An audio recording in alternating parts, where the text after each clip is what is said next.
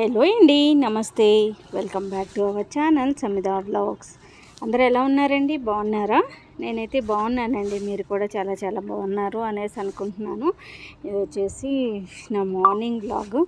ఉదయాన్నే లేచేసాము. ఈరోజు సమిధాకి కాలేజ్ అయితే ఉందన్నమాట.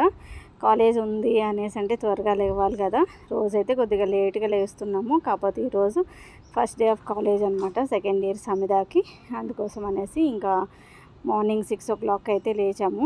లేచిన వెంటనే ఇంకా మా వారు వచ్చేసి ఇక్కడ రాత్రి పడుకున్న దుప్పట్లు అయితే ఉంటాయి కదా, అవి తీసేశారు. తీసిన వెంటనే నేను ఇల్లు వాకిలి అయితే చేసుకొని ఇంకా మార్నింగే కషాయం అయితే తాగుతాం కదా, ఇంకా దానికోసం అయితే ప్రిపరేషన్ అయితే చేస్తున్నాను. ఇవన్నీ కలిపి పెట్టేసి స్టవ్ మీద పెట్టేసి మరిగిచ్చేస్తాను అనమాట. మరిగిచ్చేసిన తర్వాత సమిధాని కూడా లేపేసి తనకి లంచ్కి ఏం ప్రిపేర్ చేయాలి అనేసి అడగాలి.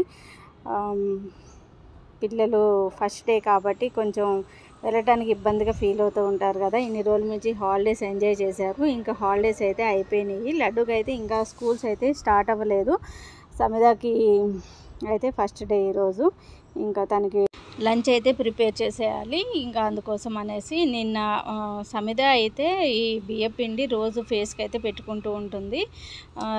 రోజు అయితే ఇంట్లోనే ఉంటుంది కాబట్టి తనకి ఏ టైంకి వీలుంటే ఆ టైంకి అయితే పెట్టుకుంటుంది. ఇంకా ఇప్పుడైతే కాలేజీకి వెళ్తుంది కాబట్టి స్నానానికి వెళ్ళే ముందుగా నేనైతే ఈ పిండి మిక్సీ అయితే వేసి ఇచ్చేసాను. ఇంకా తను అప్లై చేసేసి ఒక 10 minutes ఉన్న తర్వాత స్నానం అయితే చేసేస్తుంది అనమాట. ఇంకా కషాయం అయితే రెడీ అవ్వలేదు, అందుకోసం అనేసి ఇదైతే స్టార్ట్ చేశాను. ఇంకా లంచ్లోకి వచ్చేసి కర్రీ ఏం ప్రిపేర్ చేయాలి అనేసి అంటే టమాటో రైస్ కావాలి అనేసి అడిగింది. ఇంకా అందరికీ ఒకేసారి చేసేద్దాంలే అనేసి ఇక్కడ ఒక 1/2 kg వరకు అయితే నేను టమాటోలు అయితే తీసుకున్నాను. బాగా పండినాయి అనమాట. ఇవి చూసారా ఎంత కలర్ఫుల్గా ఉన్నాయి టమాటోలు. వీటిని అయితే చాపర్లో వేసేసుకుంటున్నాను. చాపర్లో వేసాము అనేసి అంటే మనకు కచ్చపచ్చగా ఉంటుంది కదా, అలా అనేసి ఇట్లాగా మిక్సీలో వేసాము అనేసి అంటే అది పేస్ట్ లాగా అయిపోతుంది. అంతగా టేస్ట్ అయితే తెలియట్లేదు. కాబట్టి చాపర్లో వేసాము అంటే ఇట్లా కచ్చపచ్చగా ఉంటుంది కాబట్టి మన పంటికి తగిలినప్పుడు కూడా బాగుంటుంది కదా అనేసి ఇంకా అవి చాపర్లో వేసేసాను. ఇక్కడ వచ్చేసి ఇంకా కషాయం కూడా రెడీ అయిపోయిందనమాట. కషాయం కూడా మేము నలుగురం కలిసి ఇంకా తాగేసి ఇక్కడ నేను వంట అయితే స్టార్ట్ చేసేస్తున్నాను. ఇంకా వాళ్ళు అయితే రెడీ అవ్వడానికి వెళ్ళారు ముగ్గురు. నేను ఈలోపు వాళ్ళు వచ్చేలోపు మళ్ళీ వంట అయితే ప్రిపేర్ చేసేయాలి కాబట్టి ఒక పక్కన రైస్ కూడా పెట్టేసుకున్నాను స్టవ్ మీద. ఇంకో పక్కన వచ్చేసి నేను టమాటా రైస్ చేయటం కోసం అనేసి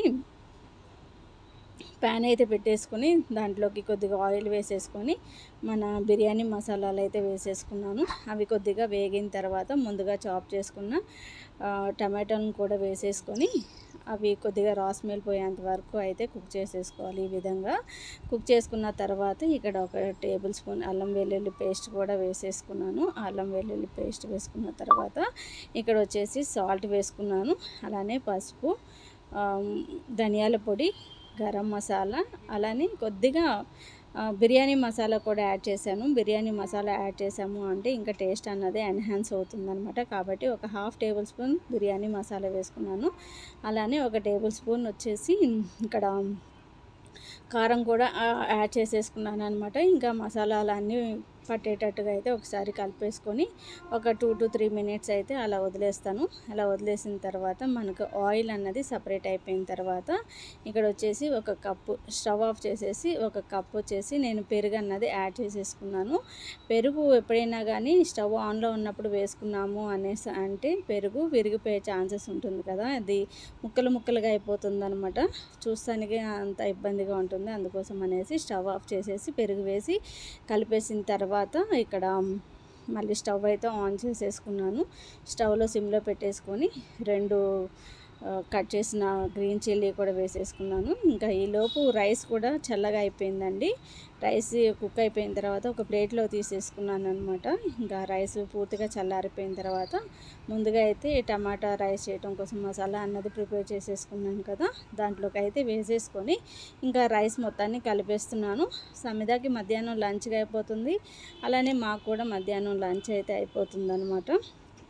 అందరికీ ఒకేసారి లంచ్ అన్నది అయిపోతుంది కదా. పిల్లలు స్కూల్కి వెళ్ళిపోయారు అనేసి అంటే ఇంకా మన పనులు కూడా త్వరగా అవుతాయి కదండి.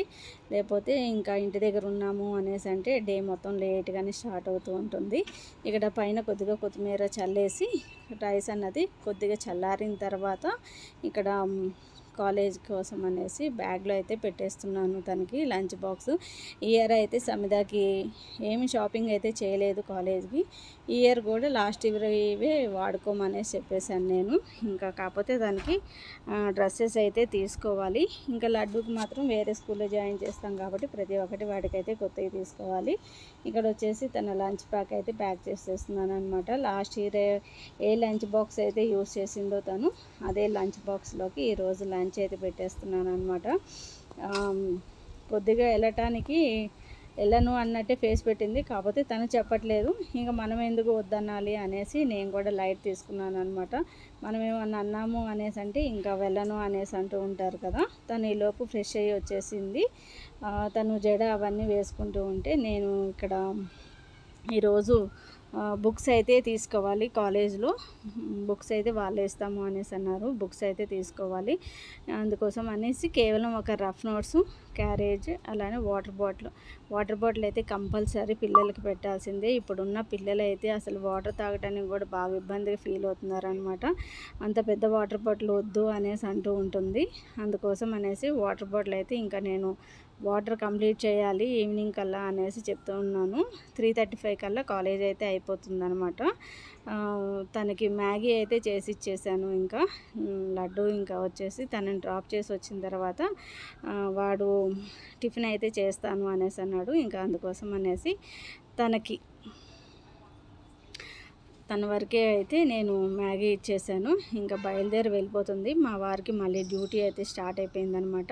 పిల్లల్ని తీసుకురావడం కూడా జరుగుతూ ఉంటుంది కదా. ఇంకా మా పిల్లల్ని ప్రైవేట్ ట్రాన్స్పోర్ట్ అయితే ఏది మాట్లాడలేదండి ఇంతవరకు. పిల్లలు సమిధ నర్సరీ నుంచి మా వారే పిల్లల్ని డ్రాప్ అండ్ పికప్ అయితే మా వారే చేస్తూ వచ్చారనమాట. ఎందుకో పిల్లల్ని అట్లా పంపించాలి అనేసి అంటే నాకు భయం అవుతూ ఉంటుంది. అందుకోసం అనేసి నేను పిల్లల్ని అయితే పంపించలేదు. మా వారే పిల్లల్ని అయితే తీసుకొచ్చి తీసుకెళ్తూ ఉంటారు.